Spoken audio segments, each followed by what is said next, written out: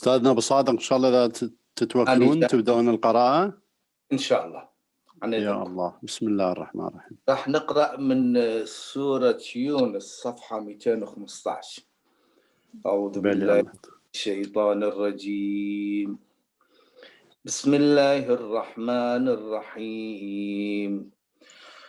ولو أن لكل نفس ظلمت ما في الأرض لافتدت به وأسروا الندامة لما رأوا العذاب وقضي بينهم بالقسط وهم لا يظلمون. ألا إن لله ما في السماوات والأرض ألا إن وعد الله حق ولكن أكثرهم لا يعلمون. هو يحيي ويميت وإليه ترجعون. يا أيها الناس قد جاءتكم موعظة من ربكم وشفاء لما في الصدور ورحمة للمؤمنين. قل بفضل الله وبرحمته فبذلك فليفرحوا هو خير مما يجمعون. قل أرأيتم ما أنزل الله لكم من رزق فجعلتم منه حراما وحلالا قل الله أذن لكم أم على الله تفترون. وما ظن الذين يفترون على الله الكذب يوم القيامة إن الله لذو فضل على الناس ولكن أكثرهم لا يشكرون. شكرا. وما تكون في شأن وما تتلو منه من قرآن ولا تعملون من عمل إلا كنا عليكم شهودا إذ تفيضون. وما تكون في شأن وما تتلو منه من قرآن ولا تعملون من عمل إلا كنا عليكم شهودا إذ تفيضون فيه. وما يعزب عن ربك من مثقال ذرة في الأرض ولا في السماء ولا أصغر من ذلك ولا أكبر إلا في كتاب مبين. صدق الله العلي العظيم. أحسنتم أستاذنا أبو صادق، طيب الله أنفاسكم. بسم الله الرحمن الرحيم.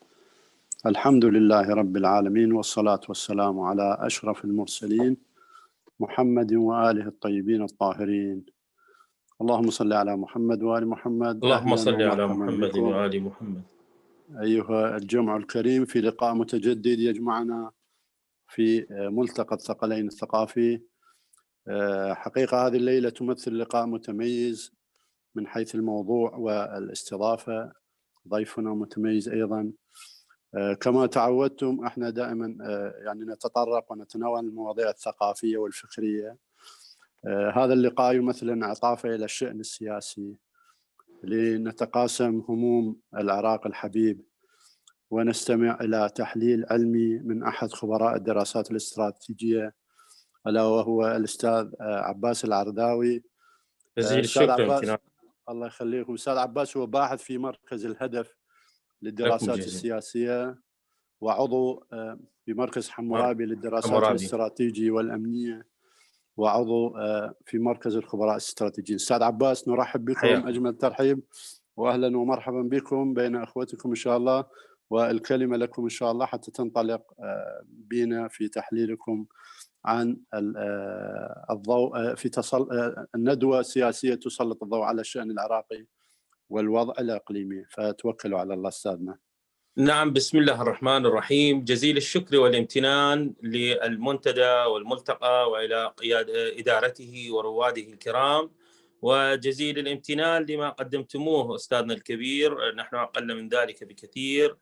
لنا الشرف في خدمتكم، ولنا الشرف في إلقاء الكلمة بأمانة إن شاء الله، وإيصالها إلى كل المستمعين وكل الرواد الملتقى وكل من دخل على الرابط وشارك بالندوة.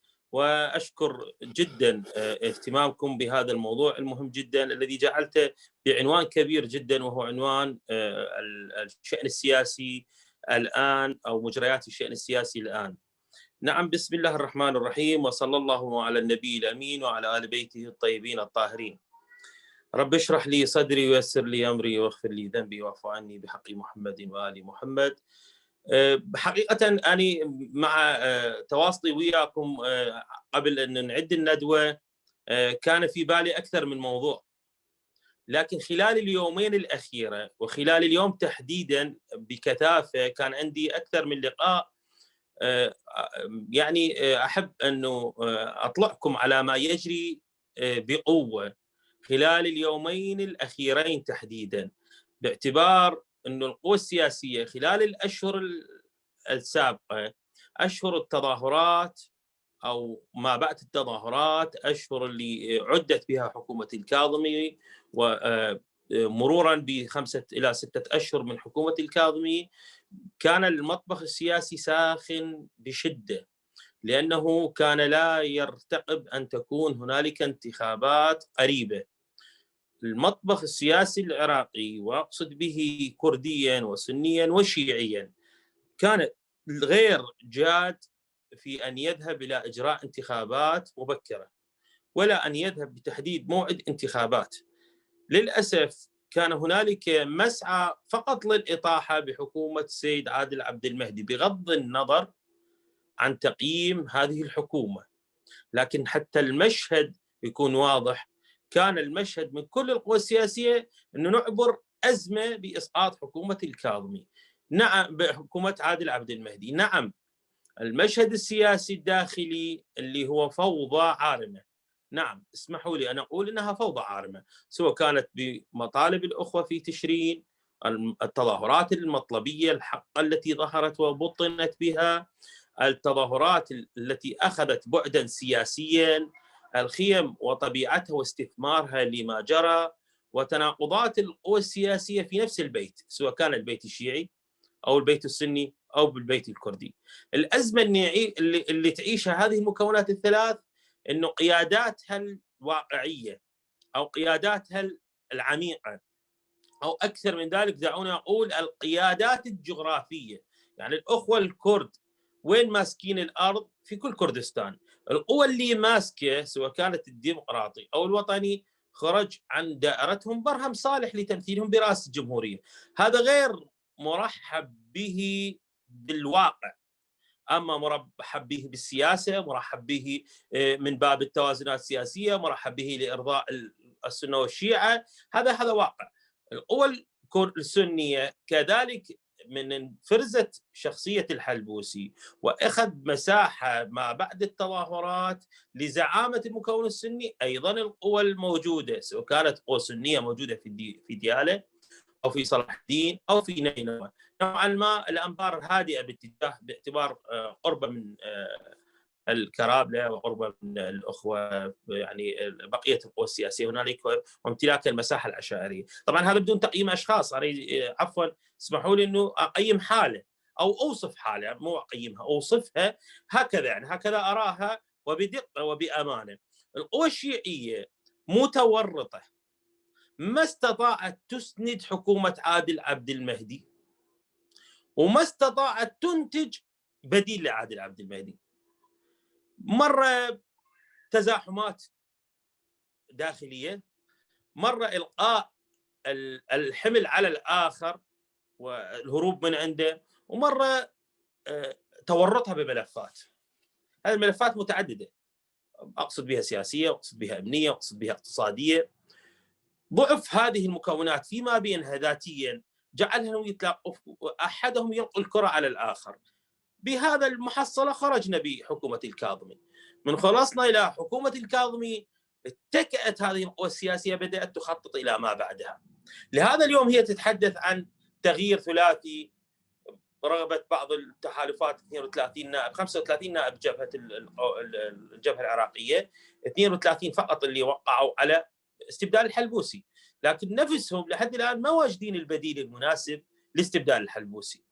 القوى الكرديه أشرت وأرسلت ببعض الرسائل سواء عن دولة القانون أو سواء عن خلال بعض الوساطات من قيادات حزب الدعوة وقيادات في المجلس، أنه أوصل رسالة إلى برهم أنه غير مرحب به، ممكن استبداله خلال هذه الفترة. حتى برهم أدرك هذا الموضوع ووصلت له الرسالة وتحدث بصراحة أنه الموضوع يعني لماذا لا ينتهي إلى الانتخابات، يعني هذا ضغط داخلي أنه لا، قد يذهب الانتخابات مرشح حزب يختلف عن يذهب الانتخابات وهو رئيس جمهورية.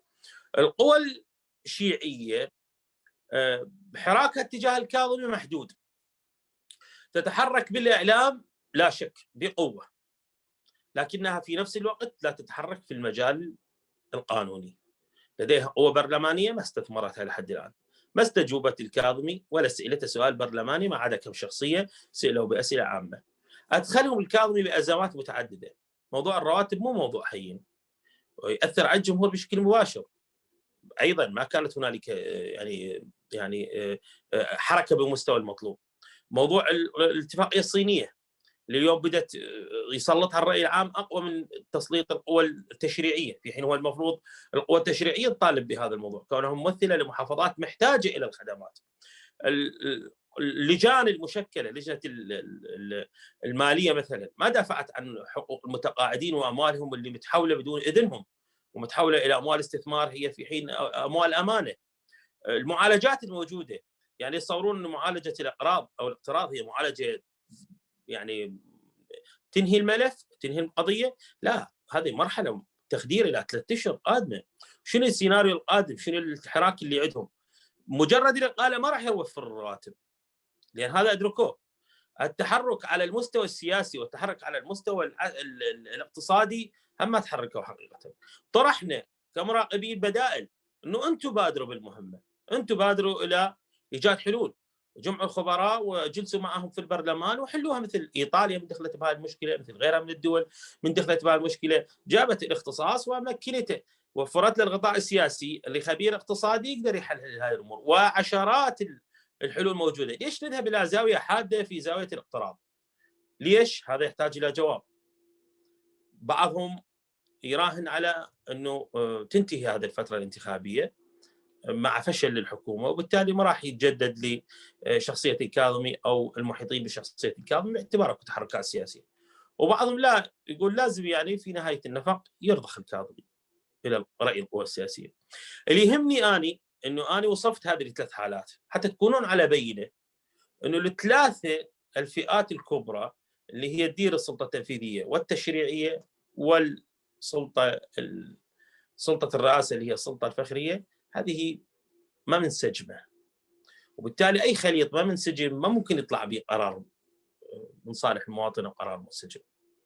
اللي افتهمته خلال هاليومين واللي حبيت انه يكون هو ما ابتدئ به الكلام، انه القوى السياسيه وصلت الى حقيقه انه يجب ان تجرى الانتخابات، وكانت تعول انه 6/6 ما تكون الانتخابات، ممكن تدفعها الى 6/10، ممكن تدفعها الى راس السنه شهر 12 لعام 21، لكنها بحقيقتها من خلال بعض الاستطلاعات اللي اجرتها منفصله طبعا، اوجدت نفسها انه هي في نفس التوازن، كل ما يتاخر يوم يخفض من مستوى قبولها بالشارع. موضوع الرواتب كان محرج لكل القوى السياسيه. اليوم شهدنا الارباك بالمشهد الكردي قوي. المشهد الكردي قوي بالارباك لان اكو ضغط داخلي. القوى السنيه اليوم تتحرك بقوه، يعني هم عندها ضغط داخلي وعندها مشاكل. القوى الشيعيه لحد هذه اللحظه ادركت انه التقاطعات وصلتها الى افقادها حاكميه المنصب، وهذا ما ادركوه متاخرا. هنالك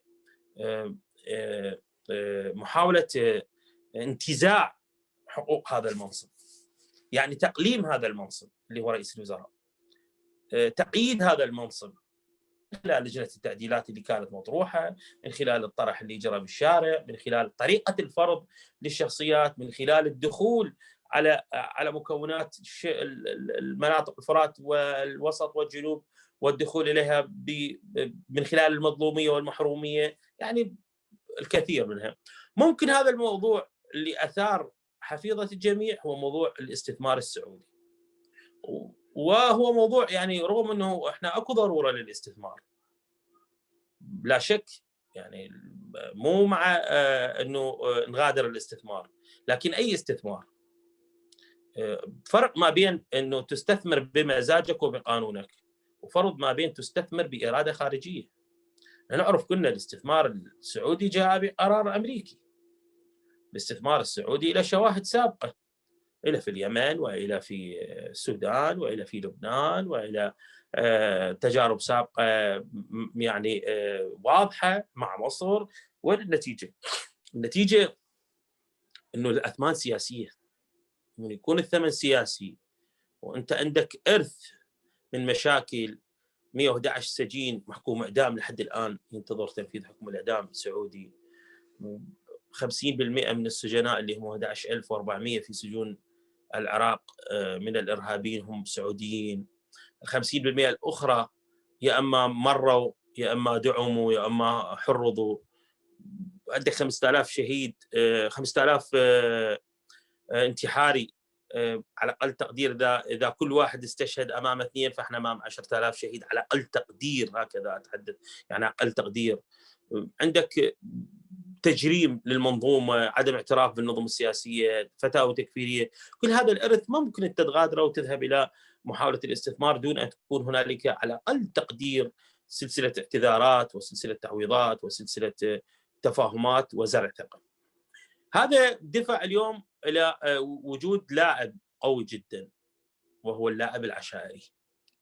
خلال هاليوم تحركت العشائر بقوة في محافظة النجف وبادية السماوة، وتحركت حتى على المستوى السياسي وطلبت من أجل مجالس محافظاتها ونوابها أنه تمنع هذا الموضوع، وإذا كان هنالك استثمار خلي يتحول هذا الاستثمار إلى القوى الداخلية وإلى الشركات المحلية، ليكون بشراكة خارجية، شنو المانع، لكن بإدارة محلية، وما يكون استثمار مشروط بإدخال قوات عسكرية، ما يكون استثمار مشروط بأماكن دون غيرها. لأن طبيعة الشروط اللي عرضها الاستثمار السعودي كانت يعني فيها مؤشرات، يعني 30 كيلومتر عن مراكز المدن، استخدام شركات حماية أجنبية مفتوحة، محاولات يعني استثمار قضية المياه الجوفية وتحويل الأراضي إلى خزانات إنتاجية، يعني كثير من هذه الأمور اللي ذكرت في محلها.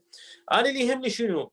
اللي يهمني اليوم وما شاهدته أمس بين عدد من اللقاءات مع كثير من الأخوة على مستوى السياسي، واضح جدا أنهم أدركوا أنه عليهم مغادرة عقلية السابق. العقلية السابقة هو الاستئثار بأشخاص دون غيرهم، ترشيح أشخاص دون غيرهم، تمكين أشخاص عليهم الكثير من المؤشرات، تمكين أشخاص ما قدموا نتاج حقيقي، سواء كان بس مرة بظرف أمني، مرة بظرف سياسي، مرة قيد، مرة قيدت العوامل السياسية، مرة قيدت القرارات اللي كانت الأمريكية في أيام الاحتلال، أو مرة قيدت الوضع الأمني في أيام داعش. لا، هذه المرحلة نغادرها.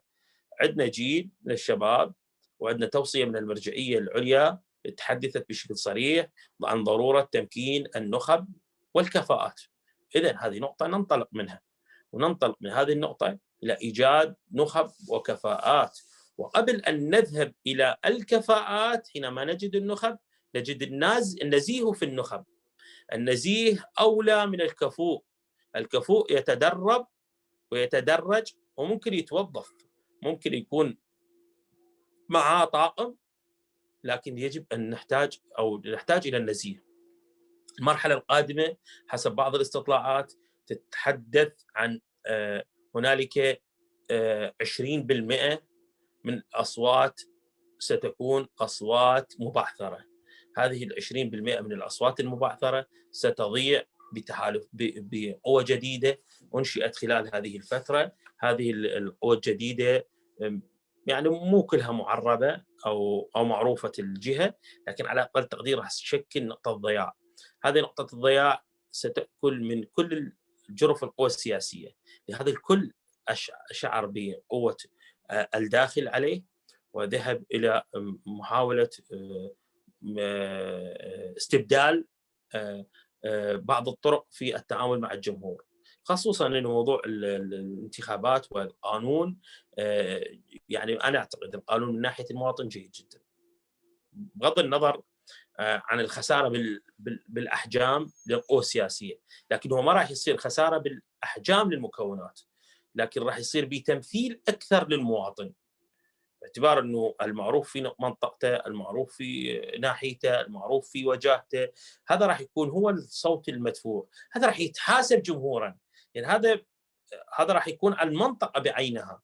بالتالي هذا راح يساهم كثيرا انه تتقدم الخدمات، يساهم. هذا اذا ان شاء الله مشت الامور بهذه الطريقه وبدون تعديلات، طبعا ما راح يطلع لي كتله كبيره او كتله قويه، لكن على اقل تقدير راح يكون حسب رايي راح يكون مجلس خدمات بحاجه الى هذا.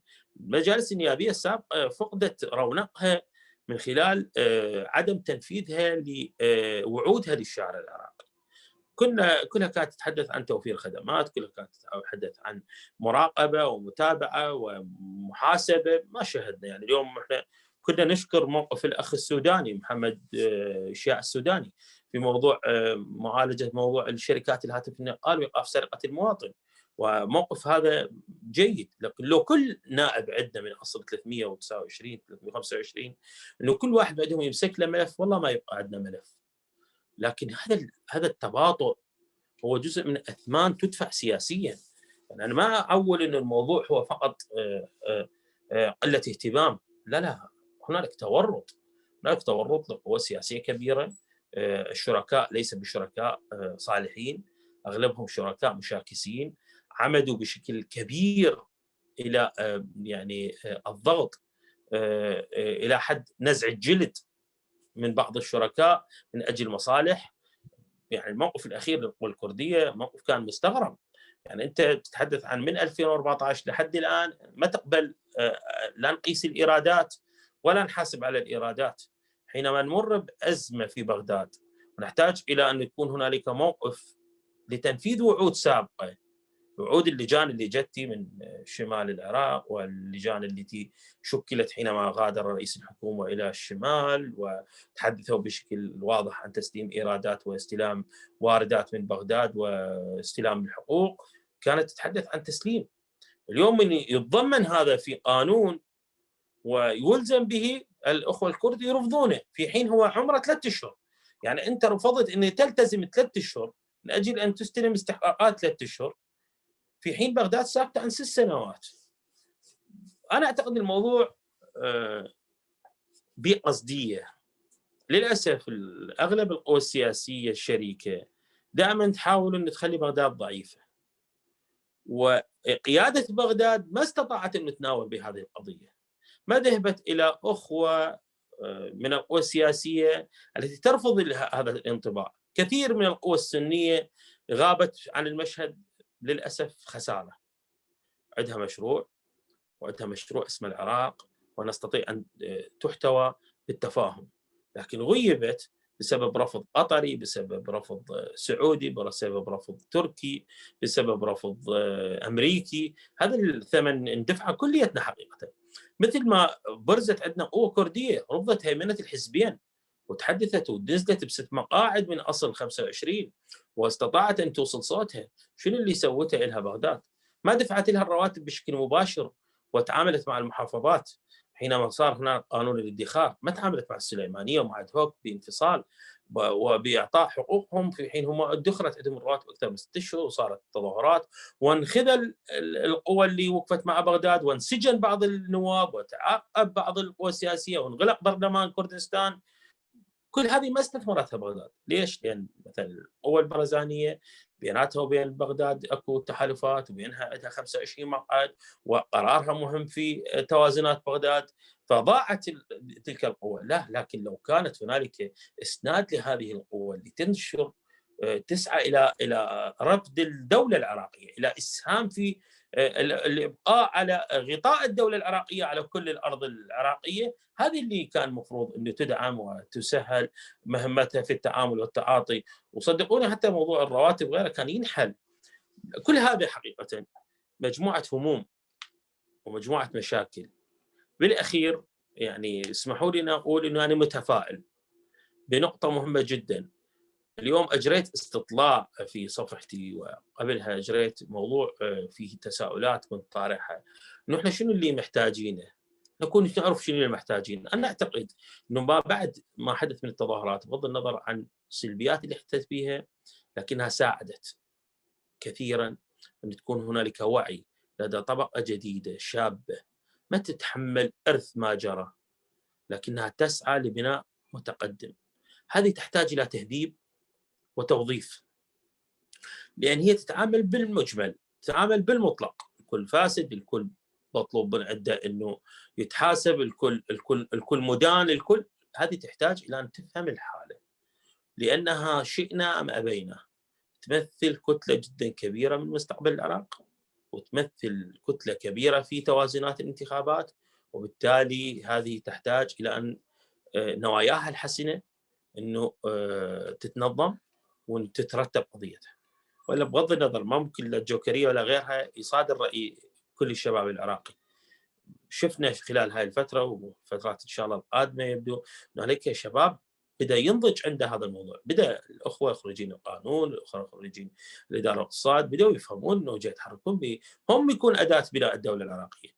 اللي أدعو له حقيقة أنه إحنا كنا نساهم في رفد هذه الطاقات الشابة ونحقق أمنية أو مطلب المرجعية الدينية أنه تصدى النخب والكفاءات النزيهة والمؤمنة بالعراق الموحد أنه تمارس دورها الحقيقي بشكل واضح وجاد في مرحلة قادمة. أنا متفائل جدا بالانتخابات القادمة وإن تأخرت، لكنها سوف تعمل على أقل تقدير، يعني توقعاتي أنها ستزيح من 50 إلى 60% من الطبقة السابقة ممن يتحملون ما جرى سابقا، بغض النظر عن نسبة تحملهم لما جرى من إرث وما جرى من تصدي، ومشكورين على مرحلة تصدوا بها لإدارة هذه الملفات، لكن يتحملون مستوى عالي من الإخفاق. المرحلة القادمة إن شاء الله ستسهم كثيرا فيها. شوف التحركات لأكاديميين كثيرين ما كان لهم نشاط سياسي، لكن بسبب هذه التوجيهات من المرجعية الرشيدة وبسبب شعورهم بالمسؤولية بدأوا يتحركون بهذا الاتجاه. كفاءات كثيرة ما شاء الله، أكاديميين أكثر من جمعية شكلت، تحركات باتجاه إيجاد يتصدى بعض الشباب اللي يملكون الشجاعة والجرأة وبعد أن أدركوا أهمية المشروع القادم أن يصدوا للمرحلة القادمة. وأنا أسأل الله التوفيق والإحسان. أعتذر جدا للإطالة وأتمنى أن أسمع مداخلاتكم واستفهاماتكم.